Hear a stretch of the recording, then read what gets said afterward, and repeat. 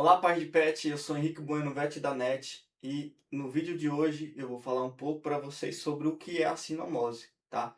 É uma doença muito preocupante, muito importante, uma das assim mais preocupantes que a gente tem para os cães. Então, confere o vídeo.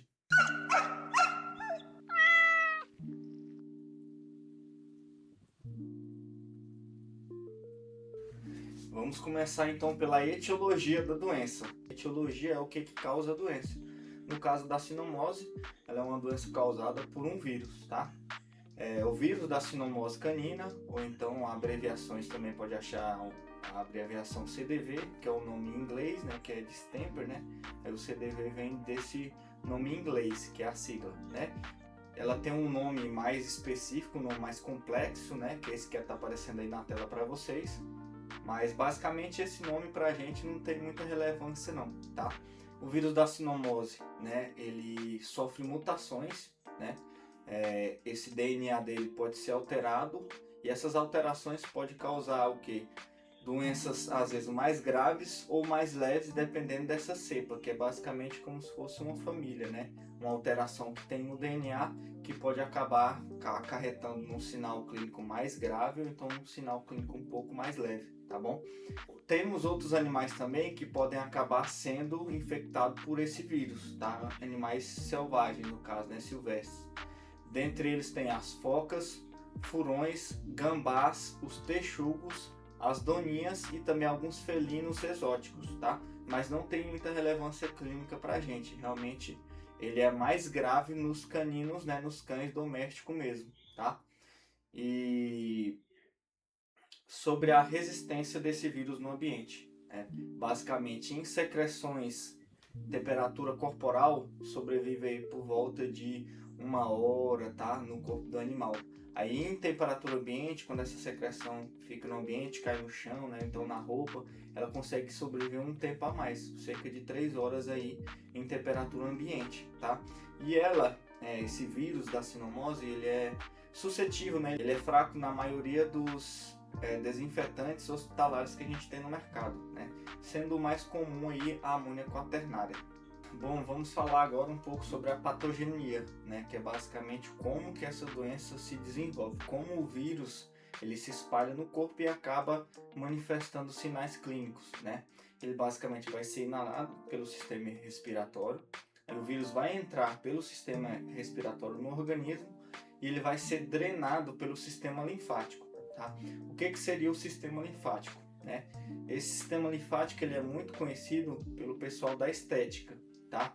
Porque a drenagem linfática é justamente a ativação do sistema linfático, né? A drenagem linfática que o pessoal faz em clínica de estética, né? Para dar uma modelada no corpo, é basicamente isso, estimular o sistema linfático a drenar todos os líquidos que ficam na região de subcutâneo, pele, né? Que fica acumulado no corpo. Aí o sistema linfático drena isso e joga de volta na circulação sanguínea. O que for bom, né? O que não for bom, ele acaba combatendo, né, nos órgãos linfáticos, principalmente o linfonodo, né? Conhecido popularmente também como íngua, né? Quando fica inflamado os carocinhos assim, às vezes na axila também, fica aquele caroço inflamado, é basicamente um linfonodo reagindo a algum bactéria ou algum micro-organismo maléfico para o corpo, tá? Aí a sinomose também causa isso, reações de sistema linfático, que é onde o vírus vai se reproduzir depois que ele entra no corpo.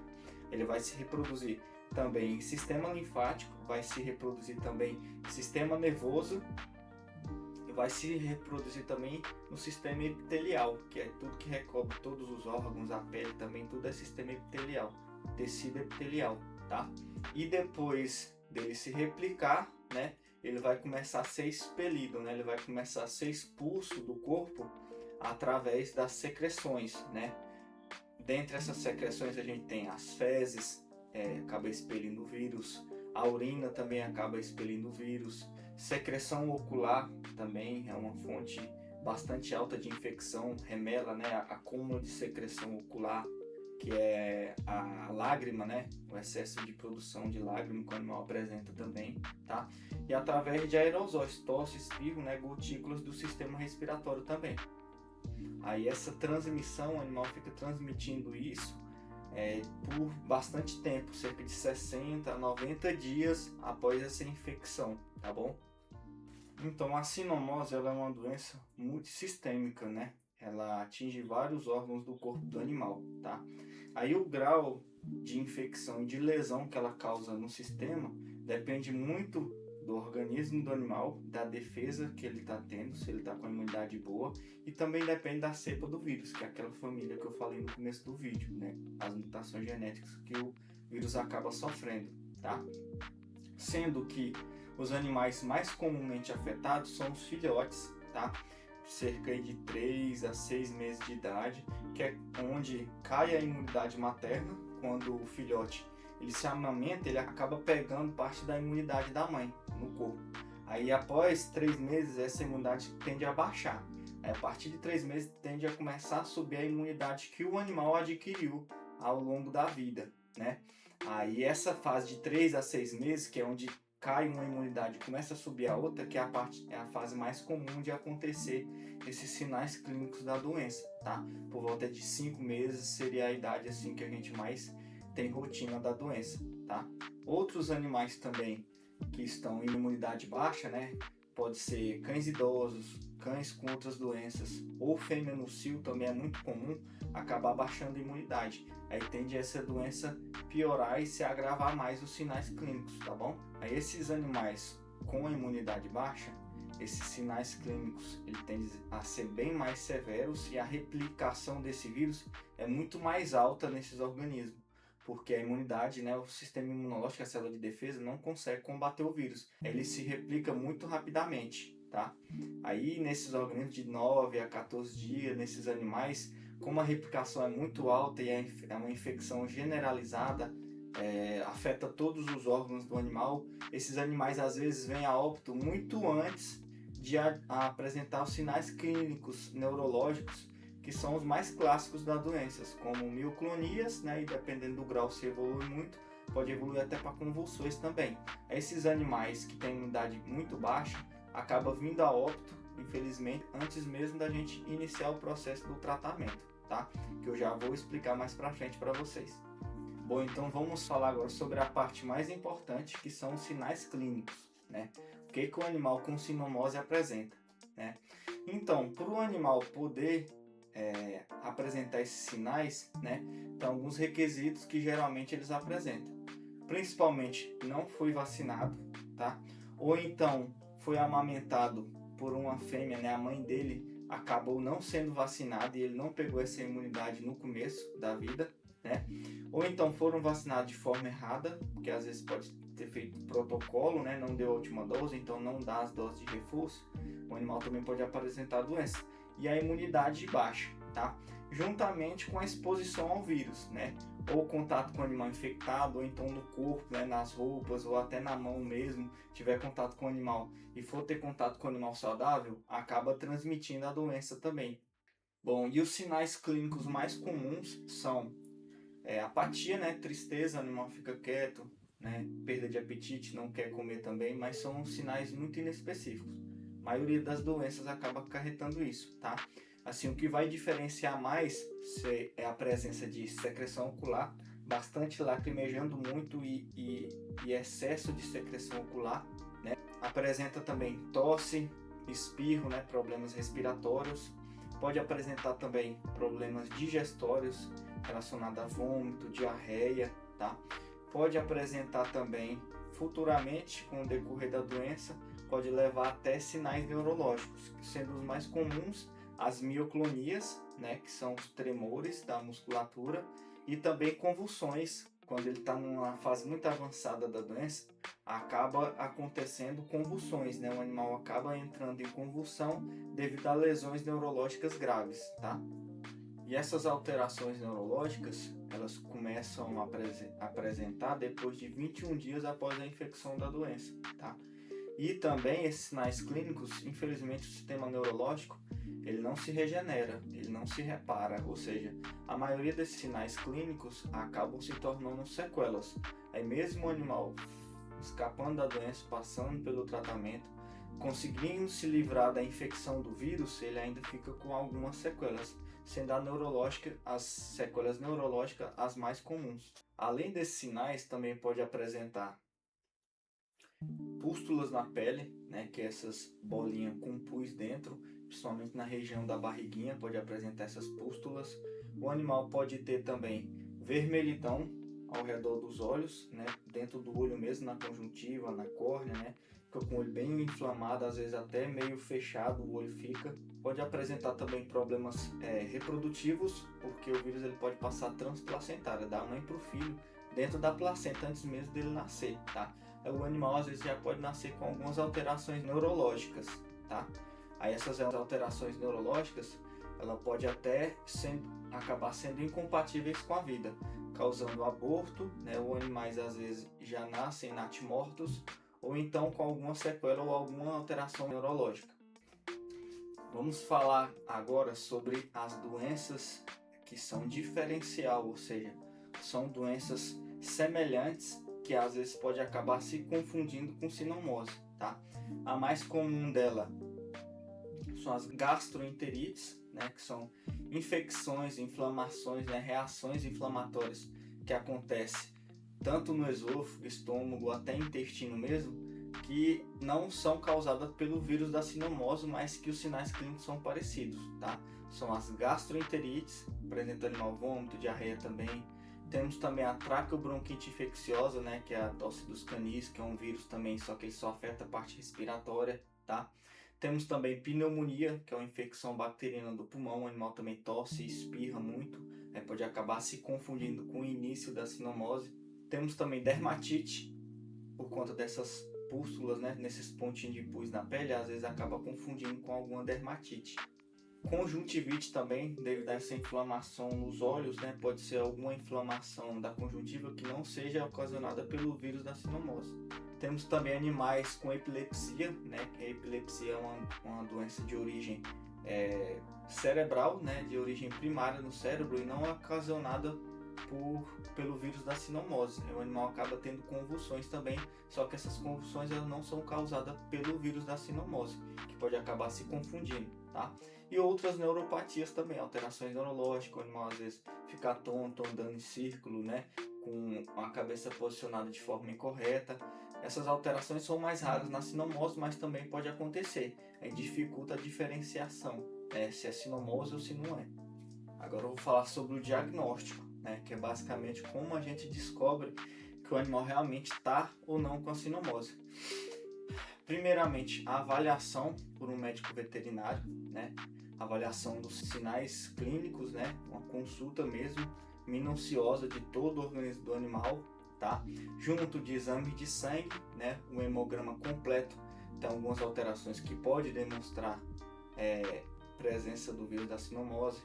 Temos também raio-x de tórax com alterações que lesões que podem apresentar no raio-x causadas pelo vírus da sinomose. Temos também a análise do líquor, que é o líquido cefalorraquidiano, né, que é o líquido que envolve todo o sistema neurológico, o sistema nervoso, né. Esse líquido pode ser coletado e analisado também para encontrar o vírus da sinomose. Temos também a titulação de anticorpo para ver se o animal está respondendo à doença, só que essa titulação ela não difere se é a doença que o animal está apresentando ou se esse anticorpo, essa titulação é da vacina que ele tomou, tá? Temos também citologia, coleta de linfonodo ou de tecido para avaliar se tem corpúsculo viral, né? Corpúsculo de inclusão viral nos tecidos, tá?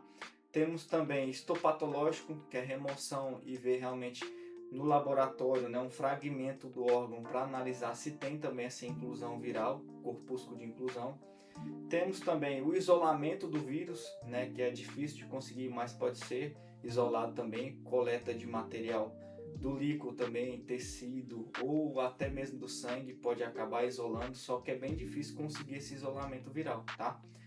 E um dos exames mais comuns, né, os mais utilizados, é o RT-PCR, que é basicamente uma análise de DNA do vírus, né, na amostra.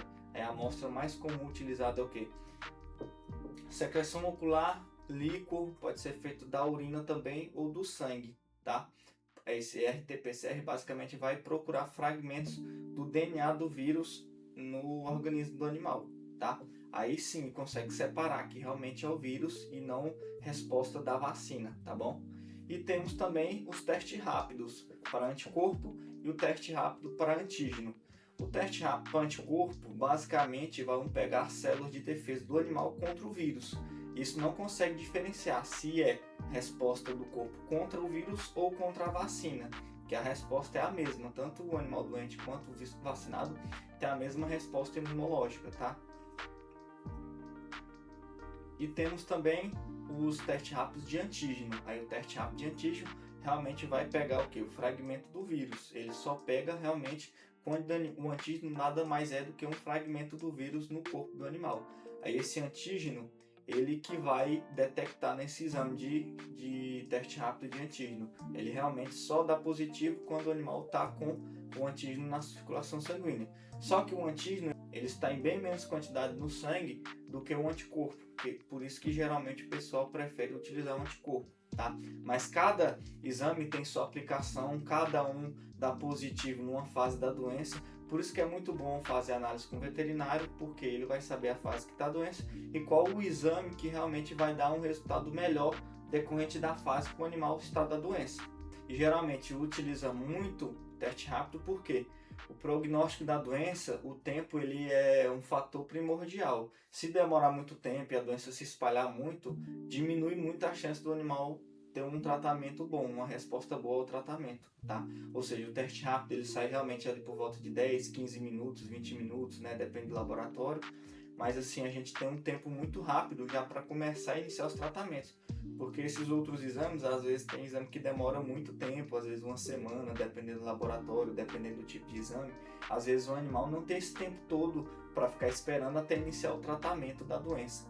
Vamos falar agora então sobre o tratamento da sinomose. O que a gente faz para tratar um animal com sinomose? Infelizmente, a gente ainda não tem comprovado cientificamente nenhum medicamento que vai combater diretamente o vírus, né?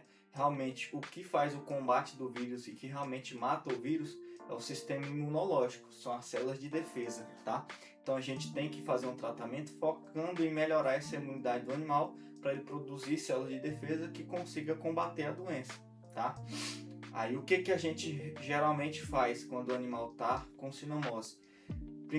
Primeiramente, internar o animal, ele tem que ficar em fluidoterapia devido a vômito, diarreia, reposição, né, desidratação, reposição de eletrólitos, medicamentos também. Aí esses medicamentos são focados em evitar que ele apresente uma infecção bacteriana secundária, por exemplo, pulmão, né, evitar que ele desenvolva uma pneumonia bacteriana por conta da sinomose, e também intestinal para evitar que ele desenvolva uma infecção intestinal, ou então, se já tiver essa infecção, iniciar o tratamento com antibióticos, tá?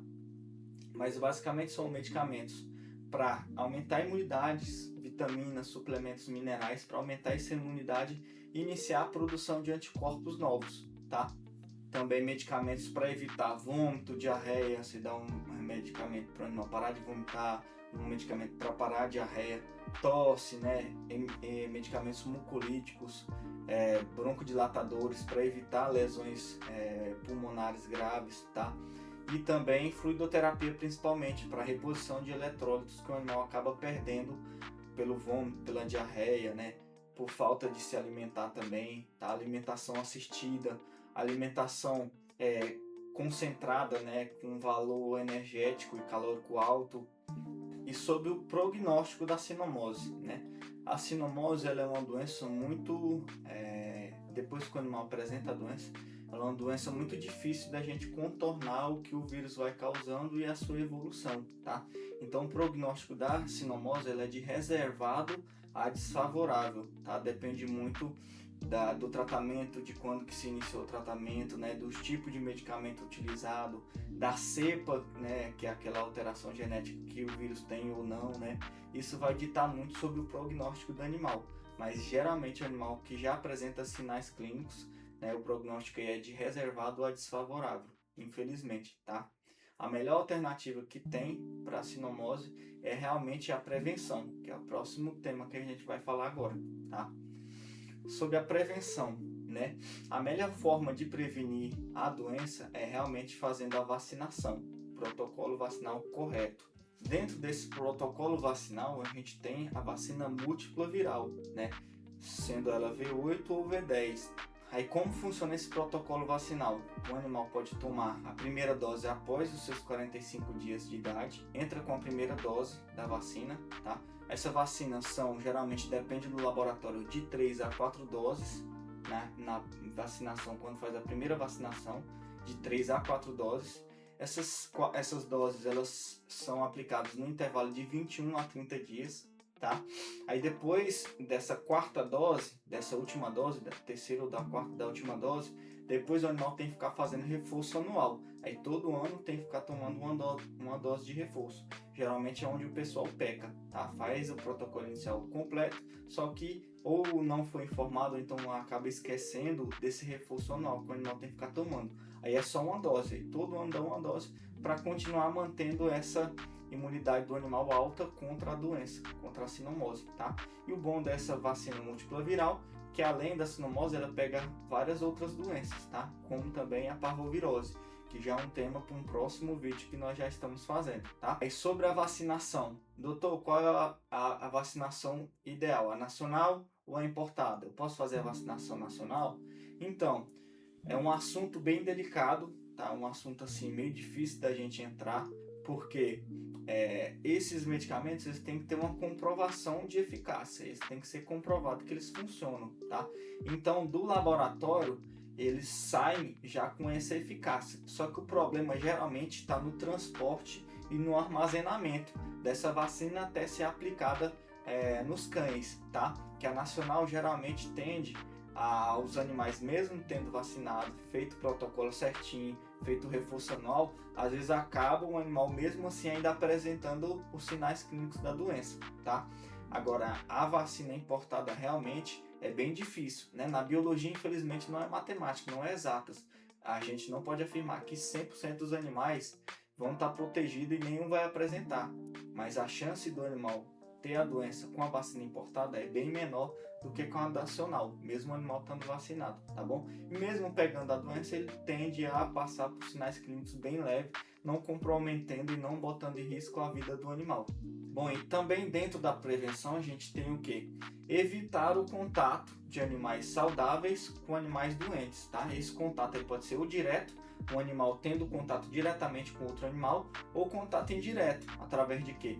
Ou você, né, que entra em contato com outro animal contaminado e acaba depois entrando em contato com outro animal saudável, às vezes acaba passando o vírus indiretamente pelas mãos, pelas roupas, pelo corpo, né? Esse contato indireto às vezes pode acabar carregando o vírus de um animal para o outro, tá? E também dentro da prevenção estaria a desinfecção, a utilização de desinfetantes hospitalares, né? Temos aí a amônia quaternária, que é o mais comum, só que é um medicamento que tem que tomar cuidado, tem que saber manusear, tem que saber manipular, né? Não pode deixar o animal entrar em contato direto com esse desinfetante, que ele pode causar alguma reação no animal. Então, assim, tem que desinfetar o ambiente, esperar um tempinho para poder o animal entrar em contato com esse ambiente novamente. Então, vamos para a conclusão do nosso vídeo, né? Basicamente, então, a doença é causada por um vírus multissistêmico, a sinomose é causada por um vírus multissistêmico, tá? Aí esse vírus multissistêmico, ele pode afetar vários órgãos, aí esses órgãos afetados e os sinais clínicos que ele vai apresentar, depende muito da imunidade do animal, se ele é vacinado, se não é, se ele está com a imunidade baixa, e também depende muito da cepa do vírus, que é o quê? É aquelas alterações no DNA que o vírus pode apresentar, deixando ele ou mais forte ou mais fraco. Tudo isso influencia se o animal vai ter menos sinais clínicos ou mais sinais clínicos, tá bom? Aí dentro dos sinais mais comuns, né, para a gente identificar se o animal tem chance, pode estar ou não com a sinomose, tá? Seria realmente problemas respiratórios, tosse, espirro, secreção ocular bastante, né? Bastante lágrima, o animal fica lacrimejando muito. problemas gastrointestinais, né, vômito, diarreia, tem também problemas de pele, né, aqueles pústulas, né, aquelas piodermites, aqueles pontinhos de pus na pele, e temos também os principais sinais que são os neurológicos, né, sendo a mioclonia a mais comum delas, mas o animal também pode apresentar incoordenação motora, né, falta de equilíbrio, e também até convulsões já no estágio mais avançado da doença, tá? E lembrando, tratamento é ineficaz, assim, a eficácia é muito baixa. Realmente a melhor forma de tratar o vírus, né, de combater o vírus, é prevenindo ele, através da vacinação e através também de evitar o contato direto de animais doentes com animais saudáveis, tá? O que eu utilizei como referência para esse vídeo, tá? Esse livro aqui, que é o Nelson Couto, né? A Medicina Interna de Pequenos Animais. Ele é um livro muito bom, tá? Eu costumo brincar que ele é como se fosse a Bíblia da medicina, porque ele é um livro muito grande, né? Tem bastante informação, é um livro muito bom, tá? E todas as informações desse vídeo eu tirei através desse livro, tá? Esse livro tem referências também muito boas, internacionais até, tá? Não é um livro nacional, é um livro internacional e tem bastante informação aqui, realmente comprovada cientificamente. Todas as informações desse vídeo foram tiradas desse livro. Bom, então por hoje é só, pessoal, e novamente, eu sou Henrique Bueno, Vet da Net, né?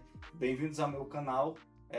Assim, esses vídeos são mais básicos, né, para tutores, né, para estudante veterinária, né, que acabaram de entrar no curso, tá? Não são informações assim muito precisas, com muito termo técnico. Isso aí a gente vai desenvolver com o passar do tempo, se você já é veterinário formado, ou então se você está precisando estudar para concurso, para passar em prova na faculdade, para prestar uma residência. Infelizmente esse conteúdo aqui ele não tem muito termo técnico em relação à prova, mas futuramente, se você quiser, deixa aí nos comentários seu nome, o nome da sua faculdade que você está fazendo, ou então que se você já se formou, o nome do concurso que você está estudando, tá? E deixa no comentário falando que queria vídeos mais específicos, que futuramente eu vou fazer um curso, né, com todas essas informações mais específicas, focados realmente para médicos veterinários, para concurso, para prova, para faculdade, tá? Mas o vídeo de hoje realmente ele é bem mais básico, os primeiros vídeos do canal vão ser mais básicos, tá bom? E é isso, pessoal, até o próximo vídeo.